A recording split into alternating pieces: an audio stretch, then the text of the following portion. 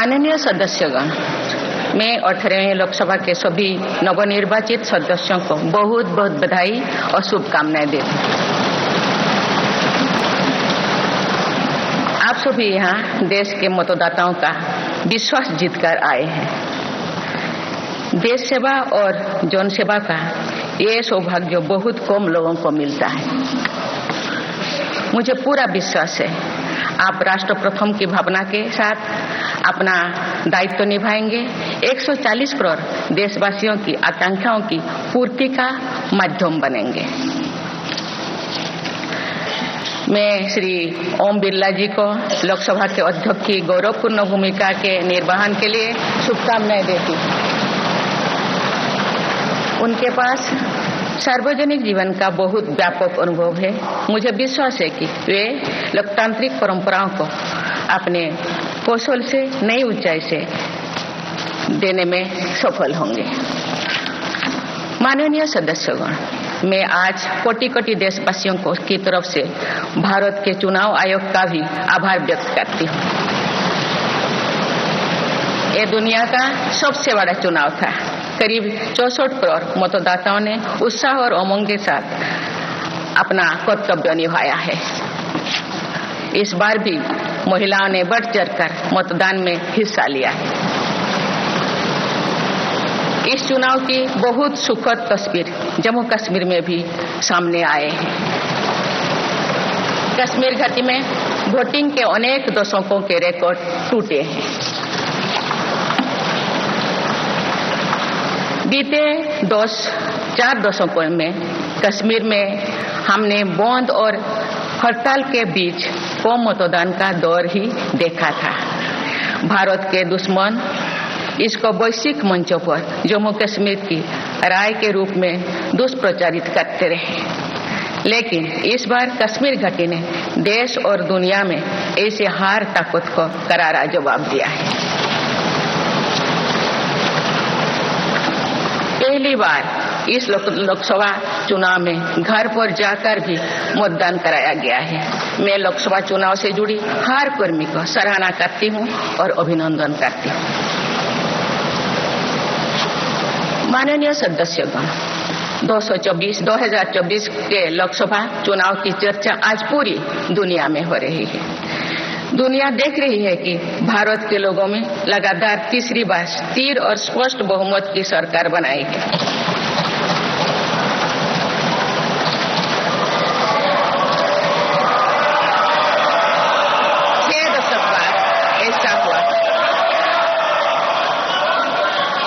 छह दशक बाद ऐसा हुआ है।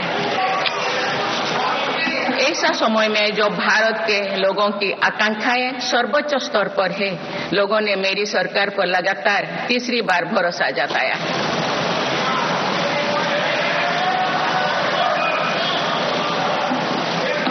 भारत के लोगों को ये पूर्ण विश्वास है कि उनकी आकांक्षाएं सिर्फ मेरी सरकार ही पूरा कर सकती है।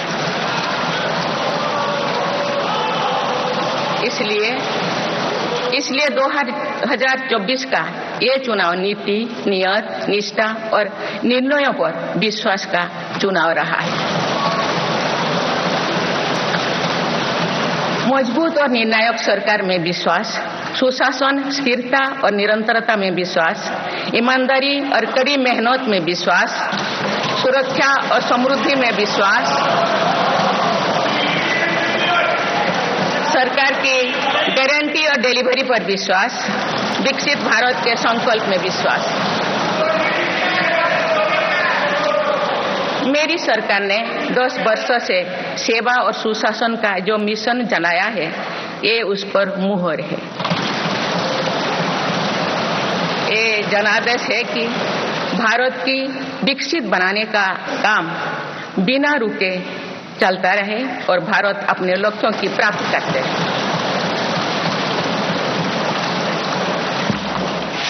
माननीय सदस्यगण, 18वीं लोकसभा कई मायनों में एक ऐतिहासिक लोकसभा है। ये लोकसभा अमृतकाल के शुरुआती वर्षों में गठित हुई है। ये लोकसभा देश के संविधान को अपनाने के 75वें वर्ष की भी साक्षी बनेगी। मुझे विश्वास है कि इस लोकसभा में जन कल्याण के फसलों का नवीन अध्याय लिखा जाएगा। आगामी सत्र में मेरी सरकार अपने इस कार्यकाल का पहला बजट पेश करने जा रही है। ये बजट सरकार की दूरगामी नीतियों और फ्यूचरिस्टिक विजन का एक प्रभावी दस्तावेज होगा। इस बजट में बड़े आर्थिक और सामाजिक निर्णयों के साथ ही अनेक ऐतिहासिक कदम भी देखने को मिलेंगे। भारत के तेज विकास की जन आकांक्षाओं का पूरा करने के लिए रिफॉर्म्स की गति अब और तेज की जाएगी। मेरी सरकार का मत है कि दुनिया भर में निवेशकों को आकर्षित करने के लिए राज्यों में स्वस्थ स्पर्धा हो। यही कॉम्पिटिटिव कोऑपरेटिव फेडरलिज्म की सच्ची स्पिरिट है। राज्यों के विकास से देश का विकास, इसी भावना के साथ हम आगे बढ़ते रहेंगे। माननीय सदस्यगण, रिफॉर्म, परफॉर्म और ट्रांसफॉर्म के संकल्प ने आज भारत को दुनिया की सबसे तेजी से बढ़ने वाली अर्थव्यवस्था बना दिया। 10 साल में भारत 11वें नंबर की अर्थव्यवस्था से ऊपर उठकर 5वें नंबर पर पहुंचा है। साल 2021 से लेकर साल 2024 के बीच भारत में औसतन 8% की रफ्तार से विकास किया है और ये ग्रोथ सामान्य समय में नहीं हुई है। बीती वर्षों में हमने 100 साल की सबसे बड़ी आपात देखी। वैश्विक महामारी के कालखंड और विश्व के अलग अलग कोने में चल रही संघर्षों के बावजूद भारत ने ये विकास दर हासिल की है। ये बीते 10 साल के रिफॉर्म्स और राष्ट्रहित में के लिए किए गए फैसला के कारण संभव है। आज भारत अकेले ही दुनिया की ग्रोथ में 15% का योगदान दे रही है।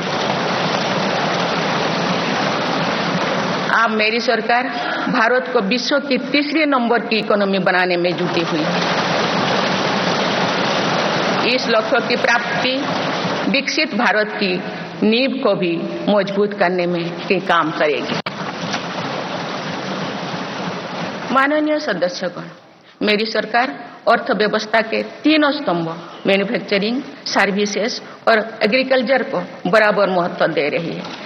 PLI स्कीम्स और ईज ऑफ डूइंग बिजनेस से बड़े पैमाने पर निवेश और रोजगार के अवसर बढ़ रही है।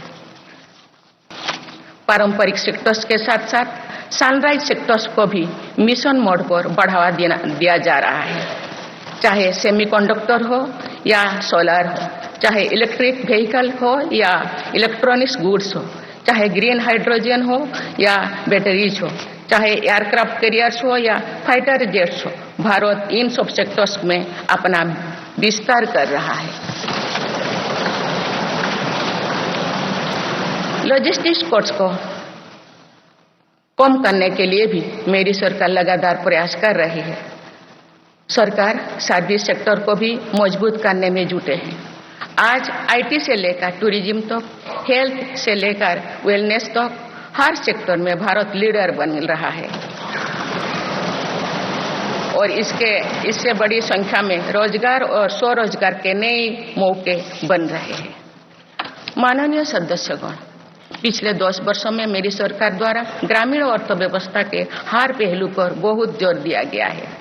गांव में कृषि आधारित उद्योगों, डेयरी और फिशरीज आधारित उद्योगों का विस्तार किया जा रहा है। इसमें भी सहकारिता को प्राथमिकता दी गई है। सरकार किसानों उत्पाद संघ, FPO और FACTS जैसे सरकारी संगठनों का एक बड़ा नेटवर्क बना रही है। छोटे किसानों की बड़ी समस्या भंडारण से जुड़े होती है, इसलिए मेरी सरकार ने सहकारिता क्षेत्र में दुनिया की सबसे बड़ी भंडारण योजना पर काम शुरू कर चुकी है। किसान अपने छोटे खर्चे पूरे करने के लिए इसके लिए PM किसान सम्मान निधि के तहत उन्हें 3,20,000 करोड़ रुपये से ज्यादा राशि दे सकती है। मेरी सरकार के नई कार्यकाल के शुरुआत दिनों से ही किसानों को 20,000 करोड़ रुपया से अधिक की राशि ट्रांसफर की जा चुकी है। सरकार ने खरीफ फसलों के लिए एमएसपी में भी रिकॉर्ड वृद्धि की है। माननीय सदस्यगण, आज का भारत अपनी वर्तमान जरूरतों को ध्यान में रखते हुए अपनी कृषि व्यवस्था में बदलाव कर रहा है। हम ज्यादा से ज्यादा आत्मनिर्भर हो और ज्यादा से ज्यादा निर्यात से किसानों की आमदनी बढ़े, इस सोच के साथ नीतियां बनाई गई है, निर्णय लिए गए हैं। जैसे भारत दलहन और तिलहन में दूसरे देशों पर निर्भरता कम करने के लिए देश के किसानों को हर संभव मदद